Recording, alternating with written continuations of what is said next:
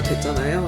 처음에 집에서 벌어진 일 뭐 이런 거를 하려고 하다가 그 콩님이 추천해주신 집에서 일어난 살인 사건 뭐 이런 거를 좀 해볼까 했는데 찾기가 조금 어렵더라고요. 의외로. 그래요? 그래서 뭔가 여기에서는 별장, 저택 이런 쪽에서 살인사건이 나고 그래서 여의치 않아가지고 그럼 나는 집에서 뭘 제일 많이 하지? 라고 생각을 해봤는데 뭐 TV 보고 언제나 뭐 책 보고 뭐 이런 거 제외하고는 잠을 자는 거. 그래서 잠을 좀 해볼까 했는데 잠은 좀 다룰 주제가 많잖아요. 네. 그래서 이거는 좀 저희가 단독적으로 했으면 좋겠다 싶어가지고 버렸고 그러면 뭘 하나 싶을 때 아까 이야기랑 이어지는데 집안일을 하죠. 집에서는. 그쵸. 네. 집안일.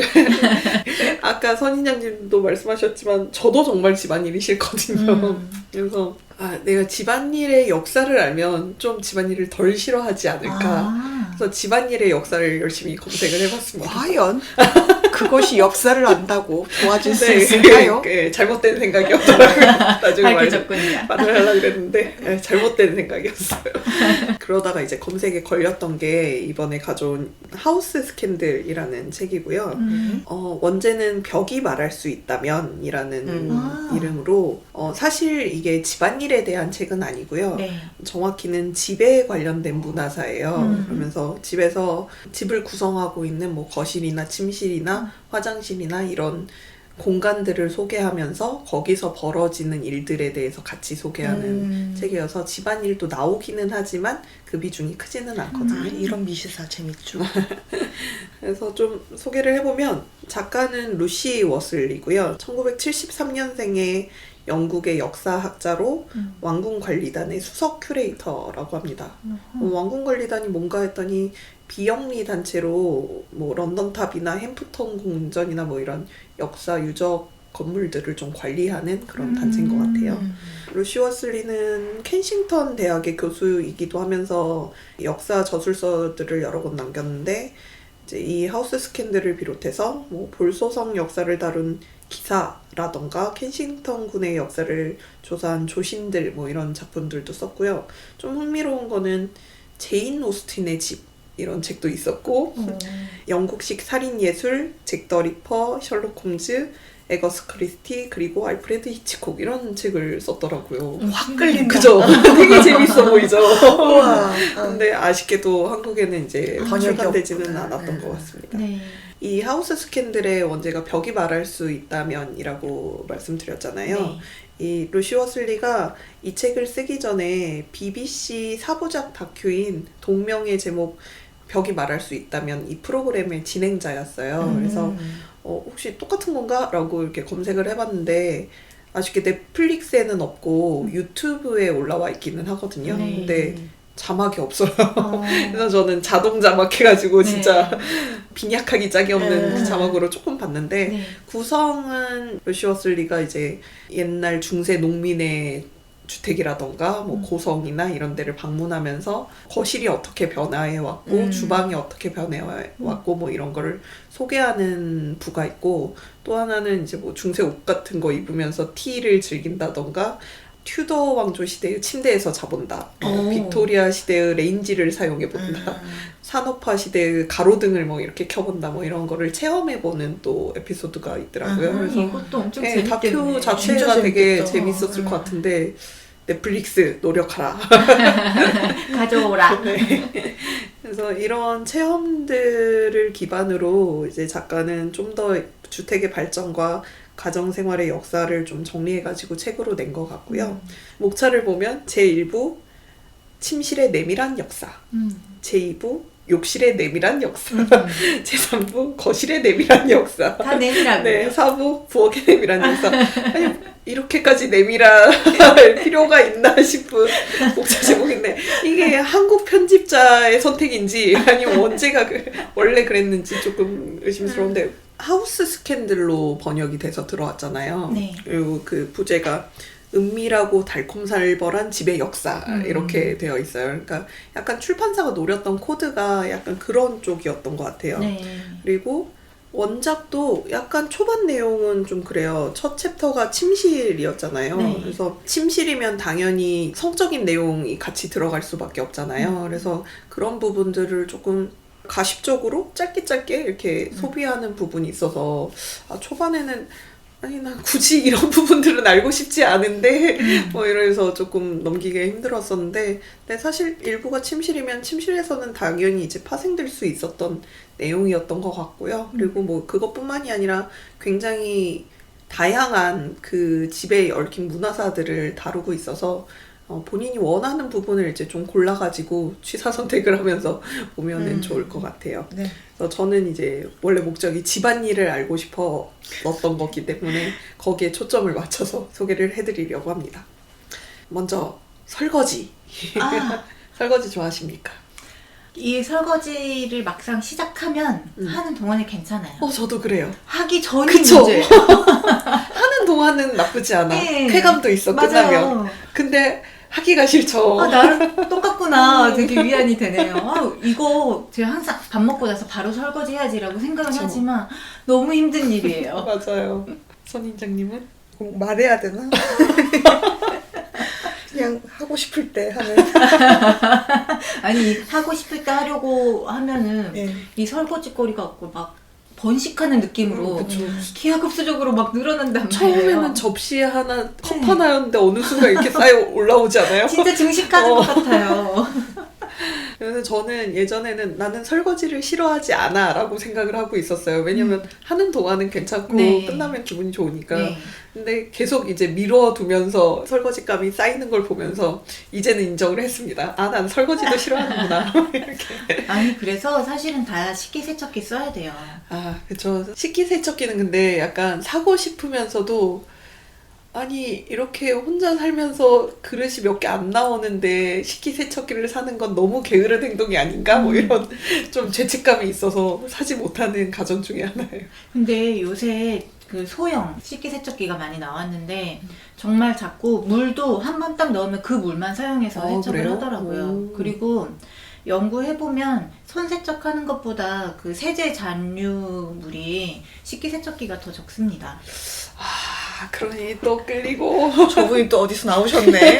아니 근데 저도 식기세척기가 부모님 댁에 있었어요. 그런데 어쩐지 우리한테 좀 친숙하지 않은 그런 가전이잖아요. 그쵸. 그래서 사용을 거의 안 했었는데 제가 노르웨이 갔다 왔을 때 처음에 노르웨이 이제 숙소에 갔는데 그 설거지 할 수 있는 그 수세미나 이런 게 전혀 없는 거예요. 그래서 우리 어떡하지 이런 거 안 사왔는데 하고 봤더니 식기세척기가 있어서 그걸 썼어요. 그랬더니 저녁 먹고 나서 어느 누구 한 명이 희생할 필요 없이 모두 다 좋은 시간을 보낼 수 있는 거예요. 그렇구나. 그런데 그 이후에 제가 계속 숙소를 바꿔가면서 여행을 했잖아요. 모든 숙소에 식기세척기가 있어요. 기본 옵션이구나. 네, 거기는 설거지는 거의 없는 것 같더라고요. 어머. 그냥 무조건 식기세척기를 돌리는 거고. 하긴 한번 해보면 또 삶의 질이 확 달라지긴 하겠다. 고민해 봐야 되겠습니다. 네, 확 생각해 보세요. 끌리네요. 네. 뭐 설거지는 저희는 뭐 당연히 부엌 싱크대에서 하잖아요. 네. 근데 예전에는 이제 부엌과 별도로 설거지를 하는 방이 있었대요. 식기실이라고 불리는 곳인데 그렇죠. 여기는 이제 커다란 석재 개수대와 이제 목재 찬장이 설치되어 있는 공간으로 거기서 이제 설거지도 하고 식재료를 씻기도 하고 뭐 동물 내장을 제거하기도 하고 이런 일들을 했다고 합니다. 뭐 요새는 저희는 이제 주방 세제로 설거지를 하는데 이 중세에서는 뭐 식기실에서 모래, 재, 아마닉유를 섞어서 만든 검은색 비누로 뭐 이렇게 세척을 했다고 하고요. 17세기에는 분말 비누에 물과 소다를 섞어 만든 젤리형 비누를 사용해서 닦았고 뭐 구리 냄비 같은 경우는 레몬과 소금을 닦아서 윤을 냈다고 합니다. 1882년 가정요리라는 책이 있는데 거기서는 구리 냄비는 소다를 탄 따뜻한 물에 닦아라. 소다는 참 지금도 많이 가정일 하시는 분들이 많이 애용을 하시잖아요. 네. 그래서 소다는 참 그때도 이용을 됐었던 것 같고 뭐 소스 냄비는 비누와 고운 모래와 숫돌로 윤이 날 때까지 꼼꼼히 닦아라 라고 명시가 되어 있대요. 이 힘이 진짜 많이 들어가는 일이겠다. 그쵸. 그래서 하인들이 부엌에서 제일 싫어하는 일 중에 하나가 설거지였다고 해요. 그래서 그냥 한 10명 정도가 참석한 평범한 수준의 만찬회에서 그게 끝나고 나면 소스 냄비 위에 324점의 은식기, 도자기, 유리잔들이 쓰였고 그걸 이제 밤새 닦아야 되는 거예요, 하인들은. 그리고 거품 내서 한 다음에 물에 씻는 이 정도가 아니고 되게 윤이 날 때까지가 포인트인 것 같아요. 그래서 또 그런 데는 은식기 쓰잖아요. 그래서 은식기를 고급 철단 몰라서 저는 검색을 해봤는데 쇠에 녹이 슬지 않도록 바르는 누런빛을 띤 붉은 도료라고 하더라고요. 뭐 그런 도료 같은 걸로 이제 계속 이렇게 닦아서 밤새 닦아가지고 윤이 나게 반들반들하게 만드는 거죠. 아니 그래서 서양 뭐 역사물까지는 아니더라도 드라마나 영화 보면 은식기에 윤을 냈느냐 안 냈느냐 이거를 추궁하는 장면이나 또 은식기가 항상 너가 훔쳐갔지 이걸로 나오더라고요. 장발장도 훔쳐가고. 은식기 좋아하십니까? 저는 딴 말인데 은식기보다 거기 구리 냄비가 위시리스트 중에 하나 아, 있습니다. 그래요? 뭐가 좋죠? 빨리 그러니까 열전도율이 연결도율이 높아서 일단 색깔이 반짝반짝하잖아요. 약간 황동빛으로 된 예. 그런 게 구리 냄비죠. 저는 안 쓰지만 항상 그 녹그릇을 탐내고 아, 저도 구리 냄비 탐내고 유기 반상기 이런 거 이런 거 되게 탐나는데 아마 평생 쓸 일은 없을 것 평생 쓸 일은 같아요. 아니, 저걸 어떻게 닦아 안 돼. 아, 근데 되게 그 한식당 좀 좋은 데 가면은 녹그릇 나오잖아요. 네. 근데 언제나 탐은 나요. 쓸 일은 없겠지. 멋이 있지. 그쵸. 멋이 있지만 그 관리도 그쵸. 힘들고. 네, 그건 그냥 관상용이죠. 그렇죠. 저희 집에 딱 한 번 은수저 썼던 때가 있었거든요. 오, 그래서 네. 어머니가 게를 은수저 게를 하셔가지고 아, 그 개가 그 네, 개구나. 그 게를 하셔가지고 이제 타오셔가지고 오. 썼는데 정말 짧은 시일 동안만 쓰고 다시 집어넣어. 다시 집어넣으셨어요. 안 쓰실 것 같아요. 은수저가 집에 있었던 적은 없는데 어렸을 때 은수저나 은식기나 이런 걸 사자고 조른 적은 있었거든요. 네. 저희 아버지께서 굉장히 건강에 엄청 예민하신데 그래서 이제 아버지를 설득을 했죠. 독이 있는 걸 알 수 있다. 나도 어렸을 때 그것 때문에 좀 많이 했었어요. 이거 우리가 어떻게 하다가 독을 먹을지 몰라, 아빠. 우리 이거 꼭 사야 돼. 독을 검출해야 되니까. 밥에 독이 섞여 있을 수 있단 말이야. 그런 이유로 어린 시절 의식이 네. 좀 탐내하긴 했었죠. 그치만 설득이 안 됐죠. 이렇게 꽂아본 다음에 이렇게 변색되는지 이런 그렇죠. 거 보고 싶지 않아요? 젓가락 한번 꽂아보고 그리고 밥을 먹어야죠. 이야기가 딴 데로 돌아갔고. 네. 이런 의식기들. 로망은 있지만 굉장히 번거롭다. 그래서 집사 출신이 쓴 글에 따르면 납작한 접시를 닦는 일은 지옥 같다라고 묘사를 했다고 합니다. 그 집에서 가장 힘든 일이고 물집이 터져도 아픔을 참고 계속 일해야 되고 나이프 같은 경우는 또 그냥 닦는 것뿐만이 아니라 뜨겁게 가열해서 녹인 양고기 지방과 벽돌가루를 섞어서 이렇게 계속 문질러야 된다고 하더라고요. 나를 세워야 되니까. 세상에. 이거는 근데 하인들의 사정이고 네. 구형주류들은 뭐 알바가 아니었겠죠. 그렇죠. 그러면서 좀 재밌었던 사실은 현대에 들어와서 이제 1차 세계대전이 일어나면서 이제 많은 귀족들이 지방으로 피난을 가고 그러면서 이제 별장에서 본인이 스스로 설거지를 해야 했던 상황들이 몇 번 온 거예요. 그제서야 귀족들이 이게 얼마나 이렇게 번거롭고 비합리적이고. 또 개수는 되게 낮으며 뭐 이런 주방이나 부엌 기구들이 되게 불편하게 설치되어 있다는 걸 그때서야 깨달았다라는 그런 글들도 남아 있다고 해요. 네. 그래서 뭐 개수대, 싱크대 같은 게 굉장히 낮게 설치가 됐었는데 네. 그게 또 그 막 닦기 전에 먼저 초벌로 이렇게 물로 헹구는 그런 작업들을 어린이들을 많이 시켰다고 하더라고요. 그래서 그 개수대가 어린이들 키에 맞춰서 되게 낮게 돼서 성인들은 좀 불편하고 뭐 그런 점들이 있었다고 해요. 지금 싱크대도 좀 낮은 편이잖아요. 그쵸. 약간 옛날 어머니들 신장에 맞춰서 해서 저도 부모님 댁 옛날 싱크대는 굉장히 낮아서 불편했었거든요. 네. 근데 나중에 이제 부엌 고치면서 좀 많이 높아졌는데 또 여성 신장에 맞춰서 있다 보니까 요새는 뭐 남자분들도 집안일 많이 하시고 그러니까 또 설거지할 때 좀 많이 불편하실 것 같아요.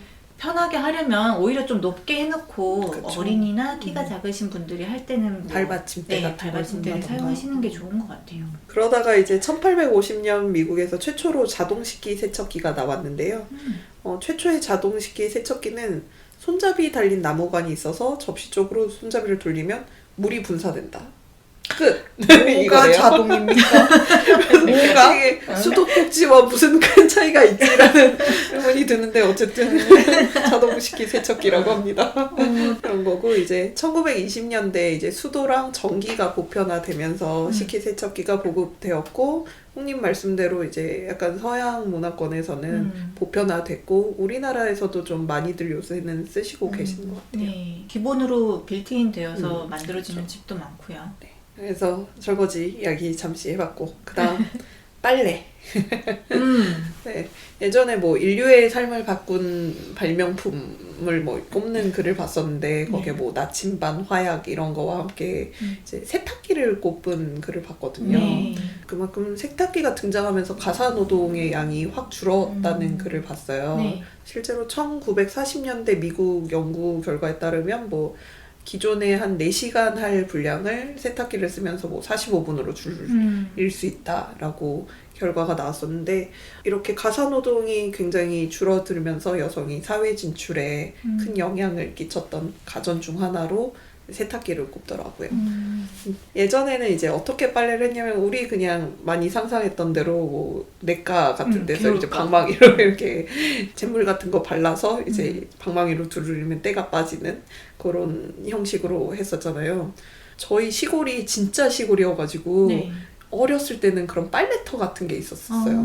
그래서 그 돌 같은 걸로 빨래하는 장소 만들어 놓고 네. 이제 개울이 흘러가고 이런 게 있었는데 하천 같은 거 손보면서 지금은 다 사라졌는데 우리나라처럼 영국에서도 뭐 크게 다르지는 않았던 것 같아요. 튜더 왕조 시절의 사람들의 세탁법도 이제 크게 다르지 않았는데 잿물을 일단 만들고요. 잿물은 이제 밑바닥에 구멍이 살짝 뚫린 나무 통에 모아둔 재에다가 물을 똑똑똑 이렇게 떨어뜨리면서 잿물을 만드는데요. 그러면서 이렇게 재를 반복적으로 통과한 물은 탄산칼슘을 많이 함유하고 있고 강한 염기성을 띠기 때문에 빨래때의 주성분인 단백질 같은 거를 분해할 수가 있었던 거죠. 그래서 잿물에 옷을 이렇게 담근 다음에 잿물과 동물성 지방을 함께 끓여서 만든 비누로 비누칠을 하고 우리나라처럼 나무 방망이로 이렇게 두들겨서 때를 뺐다고 합니다. 잘 헹구고 이렇게 털고 짜고 말리면서 이제 나무 덤불 같은데 이렇게 걸어서 말렸다고 해요. 그러면서 이제 향기가 달콤한 로즈메리에 한다던가 아니면 가시가 달리면 이제 빨래가 고정이 되잖아요. 그래서 산사나무 덤불 이런 데다 널었다고 하고요. 이제 기본적으로 빨래는 깨끗한 옷을 입기 위한 목적이잖아요. 그런데 이제 그뿐 아니라 청결한 몸을 유지하는 이유에도 이제 빨래가 들어가는데 16세기는 아마포로 된 속옷을 입었는데 그 속옷을 굉장히 청결하게 유지하는데 되게 집착을 했었대요. 이거를 이야기를 하면 이제 목욕문화까지 같이 가야 되는데 저희는 이제 중세 사람들은 안 씻었다라는 이미지가 있잖아요. 근데 실제로는 중세에도 굉장히 잘 씻었다고 합니다. 중세인들은 목욕이 몸을 청결하게 하는 것뿐만이 아니라 이제 약간 기독교적으로 정신을 정화한다라는 의미도 같이 갖고 있었는데 그 책에 기사의 목욕 장면 묘사가 잠깐 나와요. 네. 어떻게 하시냐면 나무 욕조 둘레에 이제 꽃이나 약초 같은 걸 좀 늘어놓고요. 낭만적인데? 욕조 안에 기사가 깔고 앉을 해면, 이제 나무통 같은 게 이제 가시가 나올 수 있으니까 네. 해면 같은 걸 깔고 기사가 이렇게 앉아있으면 하인이 한쪽 대야에 약초물을 담궈놔서 거기에 해면을 약초물에 이렇게 적신 다음에 목욕 시중을 들어주고요. 다 끝나면 장미 향수로 몸을 헹군 후에 어머.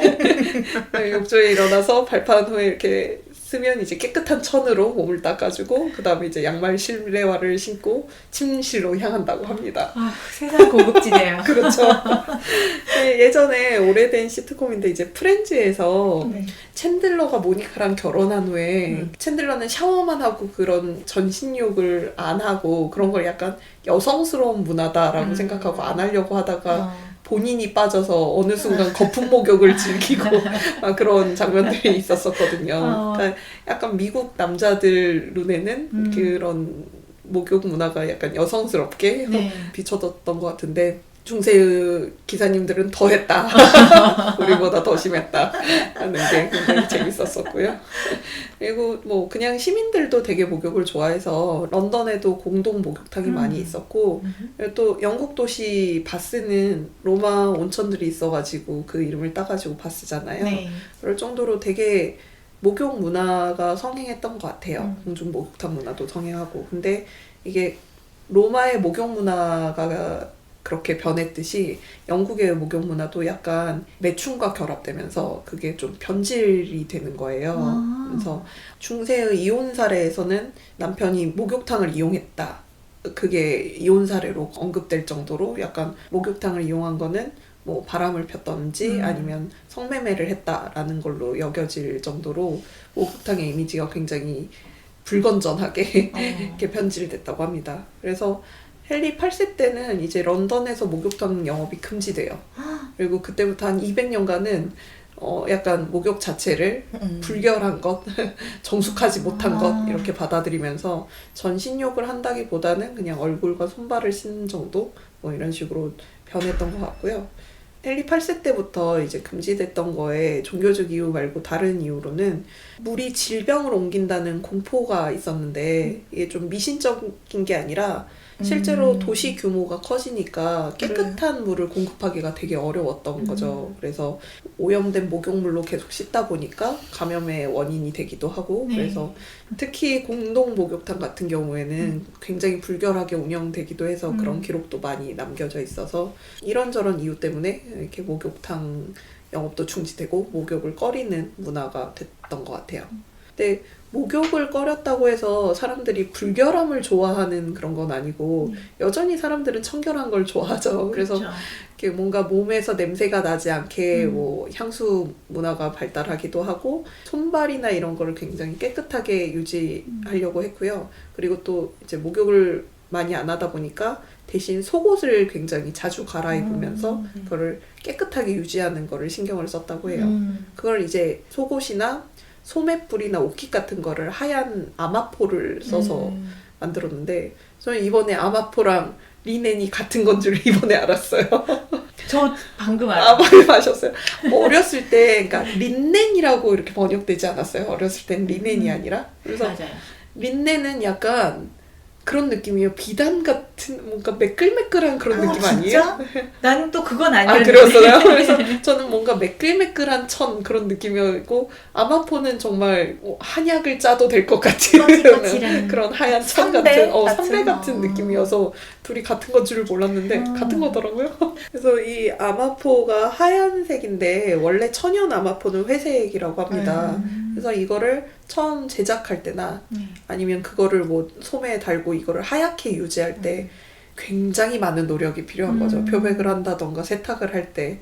그래서 이렇게 그 하얀 소매를 갖고 있는 건 자기가 정말 청결하고 신사적인 사람이라는 걸 증명함과 동시에 부유와 지위의 상징이기도 하죠. 이렇게 하얗게 유지시켜줄 사람을 난 거느리고 있다. 네, 그래서 어떤 기록에 따르면 웨스트민스터 왕립학교의 교장의 의상목록이 남겨져 있는데 이제 그 교장은 셔츠는 2벌밖에 없대요. 근데 소매뿌리는 15쌍. 그래서 그걸 이제 계속 교체하면서 옷을 입었던 것 같고요.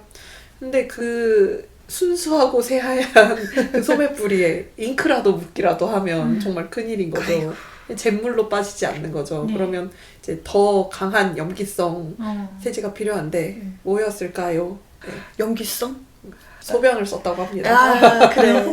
그래서 17세기 기록에 아마포에 묻은 잉크를 지우는 요령이라고 이제 서술되어 있는 부분이 있는데 아마포를 소변에 이렇게 담겨두고요. 하루를 방치한 후에 다음날 빨래하듯이 이렇게 잉크장으로 계속 문지르고요.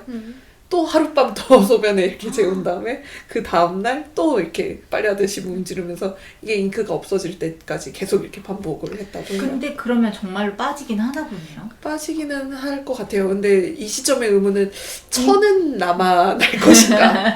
잉크는 도대체 무엇으로 만들었는가? 그러게요.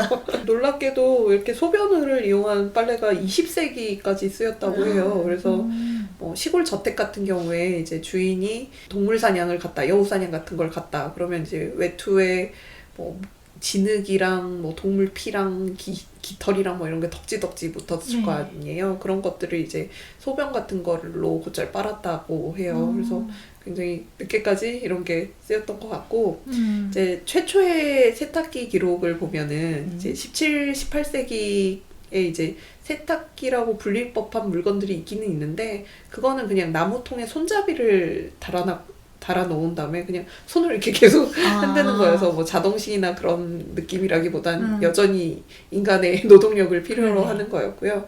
우리가 알고 있는 자동 세탁기가 되려면 일단 모터가 개발이 돼야 되잖아요. 그래서 모터가 개발된 후 1908년에 등장을 합니다. 미국인 엘바 존 피셔가 전기 모터가 달린 나무통 형태의 세탁기를 발명을 했고요. 거의 저희가 지금 쓰는 드럼 세탁기랑 원리나 이런 것은 유사했다고 합니다. 정말 감사드리고요. 근데 진짜 딱 생각해도 설거지 이런 거랑 비교도 그쵸. 안 되게 설거지는 그냥 하면 강도가 되겠는데. 높죠. 네. 진공청소기 대신에 뭐 쓸고 닦고라고는 차라리 하겠는데 맞아요.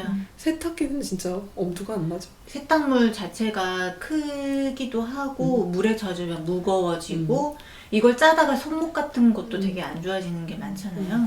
저희 어머니 세대의 이야기를 들어보면 옛날에는 천기저귀를 썼잖아요. 일회용 기저귀가 없던 시절에는 계속 그 기저귀 빨고 널고 그래. 하느라고 정말 하루가 다 갔다는 말씀을 하시더라고요. 삶고. 네, 진짜 세탁기는 큰 노동을 대신해주는. 그렇죠. 인류 역사상 정말 손꼽히는 음. 발명품 중에 하나인 것 같아요. 네. 세탁기는. 뭐 아까 양잿물 이야기하고 할 때 이야기를 할까 말까 하다가 해주세요. 어릴 때 비누를 좀 무서워했었거든요. 왜죠? 왜죠? 비누가 양잿물을 대신해서 만들어졌다는 거잖아요. 그래서 양잿물처럼 먹으면 죽나요? 먹으면 죽을 거라고 생각을 하고 근데 비누는 하다 보면 조금씩 먹게 되더라고요. 그쵸. 그래서 난 언젠가 죽겠구나. 어머. 어머나. 비누를 최소한으로 써야지 이러면서 목욕을 했던 기억이 납니다. 비눗물 마신 적 있어요, 저.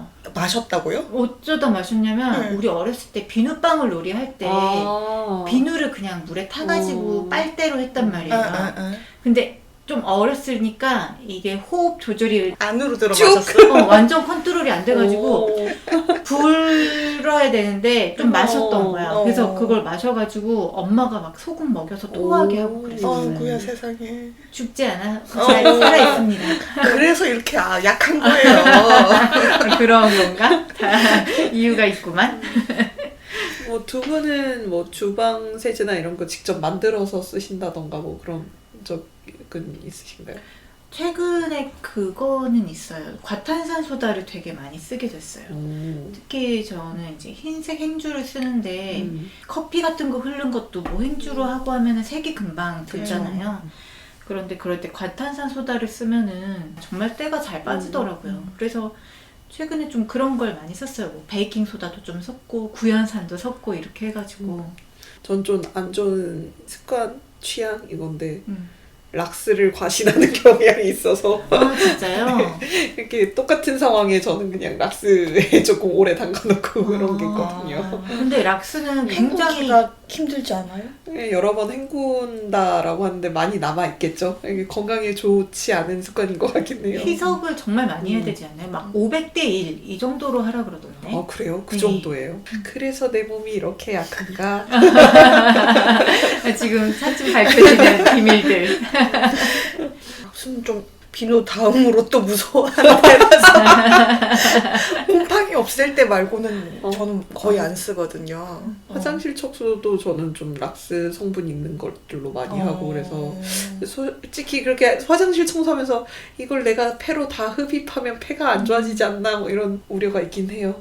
뭐 크게 해서 이제 빨래랑 설거지 소개를 해드렸고요. 이 밖에 좀 조금씩 집안일 묘사들이 많이 있어요. 뭐 벽난로를 정리한다던가 침대를 정리한다던가 뭐 이런 소개들이 돼 있는데 침대 이야기를 좀 하자면 지금은 뭐 당연히 매트리스 침대를 쓰고는 있지만 당연히 옛날에는 이렇게 쓰진 않았겠죠. 네. 중세에서는 왕 정도 되면은 이제 나무로 깎은 침대에 깃털로 채운 매트리스 이런 걸 쓰기는 했지만 귀족들도 건초나 짚을 채운 침대를 많이 썼고요. 보면서 조금 특이했던 거는 침실, 침대 이런 거 자체가 중세에서는 이렇게 약간 공공재 이런 느낌으로 침실이 지금은 굉장히 사적인 영역이잖아요. 그쵸. 남의 집을 방문했을 때도 침실은 함부로 들어가는 거 아니다 뭐 이런 이야기도 하고 그런데 이런 개념이 중세는 아예 없었고 중세는 사생활이라는 개념이 굉장히 희박해서 살아가는 삶 자체가 뭔가 공동체적인 성격이 강했기 때문에 뭐 아무리 귀족집이어도 침실을 그냥 좀 아무나 좀 왔다 갔다 하고 그리고 잠잘 때도 뭐 귀족들이 자기 침실에서 자기는 하지만 일하는 사람들 그런 사람들은 뭐 세탁부는 세탁실에서 그냥 잠들고 마부는 마구간에서 잠들고 뭐 그냥 층계참 이런 데 침대 놓고 자기도 하고 뭐 이렇게 아무 데서나 좀 자는 그런 침실의 개념은 잘 없었던 것 같고요. 네. 침실이 있는 공간에서도 약간 여러 명이 차를 즐긴다던가 업무를 본다던가 좀 사적인 영역이라기보다는 공적인 영역이었던 것 같아요. 그러니까 뭔가 명확하게 분리되어 있는 공간이 그쵸. 아니었네요. 네. 그러면서 가족뿐만이 아니라 여러 명이 좀 같이 자는 문화들도 이상하지 않았다고 하고요. 네. 17세기의 기록을 보면 어떤 부인이 자기 딸이 이제 어른이 됐다라고 말을 하기에는 굉장히 어린 나이인데 뭐 3살이었거든요. 아이고. 이 3살이 되면서 얘의 네? 네, 어른이 됐다라는 변화, 뭐 성장했다는 변화라고 이제 기록을 남긴 게 첫 번째 고래 수염을 넣은 코르셋을 착용했다. 3살인데? 그쵸? 잠깐. 3살인데 인권. 네, 그거랑 두 번째 보행 연습용 끝없이 걷는다. 네, 어른이라고 묘사가 되긴 했는데 약간 성장의 개념으로 받아들이면 될 것 같고요. 그리고 세 번째 침대를 함께 쓸 수 있다. 그럼 그 전에는 이렇게 따로 재웠다고. 요람? 그런가 봐요. 그러니까 저희는 약간 크면은 따로 잔다 이런 개념인데 여기서는 이제 같이 자면 깔려 죽을 수도 있으니까 애기들은 그러니까 요람 같은 데서 재웠다가 어느 정도 이제 크면은 같이 잘 수 있고 그거에 이제 애가 자랐다라는 개념으로 좀 받아들인 것 같더라고요. 서양 문화를 볼 때마다 항상 의아했던 지점이 너무 갓난 아기들을 항상 혼자 딱 두는 거 있잖아요. 네. 이게 저는 좀 신기했거든요. 근데 같이 자면은 깔려 죽을 수 있고 해서 따로 재웠다거나 그런 맥락으로 이해하면 조금 더 납득이 가긴 하네요. 네.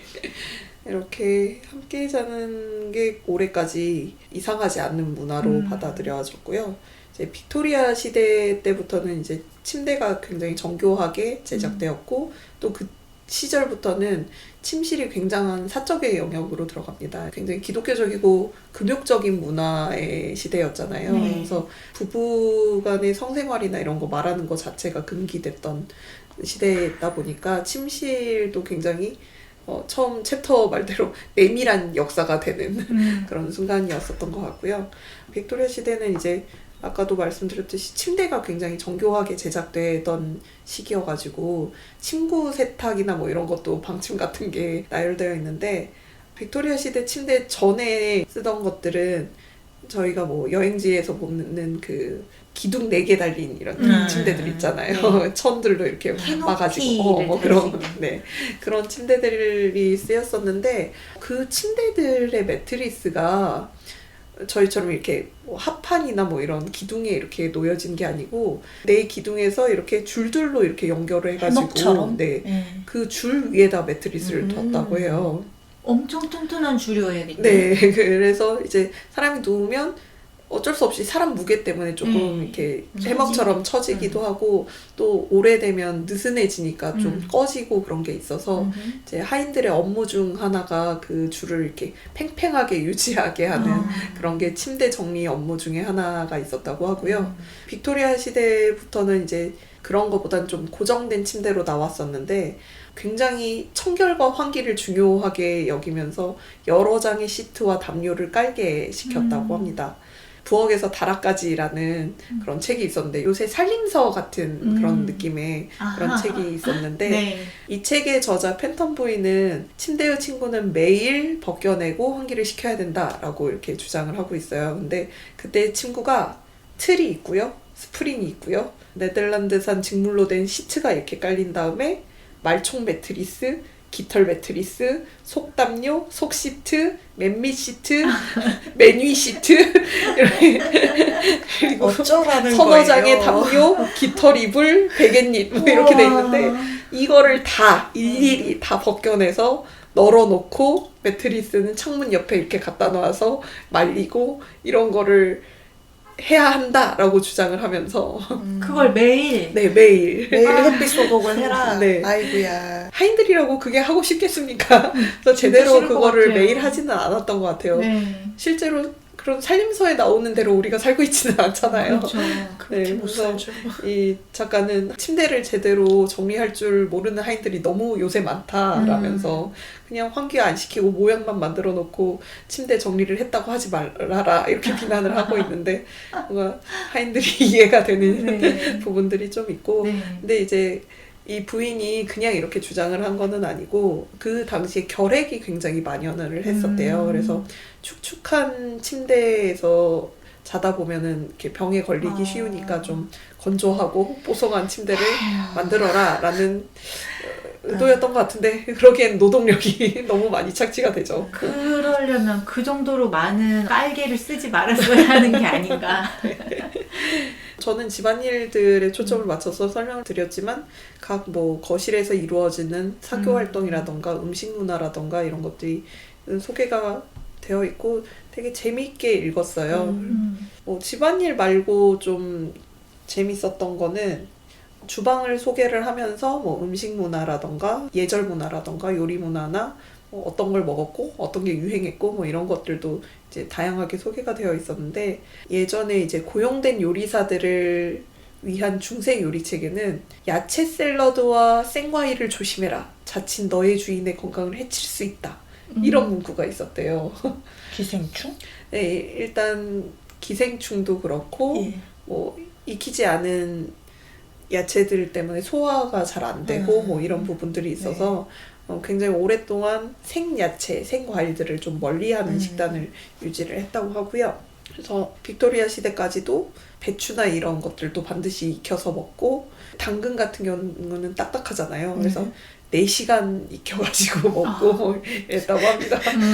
그 정도면 이제 거의 흐물흐물한 상태가 아닐까 싶기는 한데 깨끗한 식수가 보급되지 않을 때는 설사가 굉장히 큰 병인데 탈나는 걸 방지하기 위해서 뭔가 좀 익힌 야채들 그리고 야채들보다는 고기를 좀 더 선호했던 시대였던 것 같고요. 네.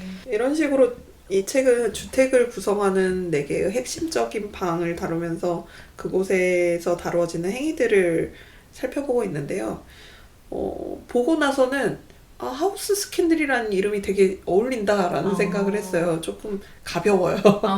큰 챕터가 있고 그 안에 이제 꼭지별로 잠깐 소개가 되는데 뭔가 이야기를 해본다 싶으면 끝나는 거예요. 그 꼭지들이 되게 짧거든요. 네. 그래서 뭔가 좀 심도 있는 내용을 원하신다던가 뭐 이런 분들은 좀 적합하지는 않을 것 같은데 제가 이 책을 처음 이제 구매를 하고 이북으로 샀거든요. 네. 읽으면서 잘못 샀다라는 생각을 좀 했는데 왜냐면 제가 이제 거의 모든 것의 역사 작가인 그 빌 브라이슨의 거의 모든 사생활의 역사라는 책이 있어요. 제가 사실은 그 책을 진짜 재밌게 봤고 그 책이 딱 집에 대한 이야기잖아요. 네네. 지금 들으면서 계속 그 책이 생각이 났었어요. 네, 그래서 구성이 너무 비슷한 거예요. 그렇죠. 기존에 갖고 있던 맞아요. 책이랑. 그래서 이럴 거면 그냥 기존에 있는 책을 할 걸 뭐 그랬는데 그 거의 모든 사생활의 역사 좀 책이 두껍잖아요. 맞아요. 그리고 한 9포인트, 8포인트 이 정도 글자로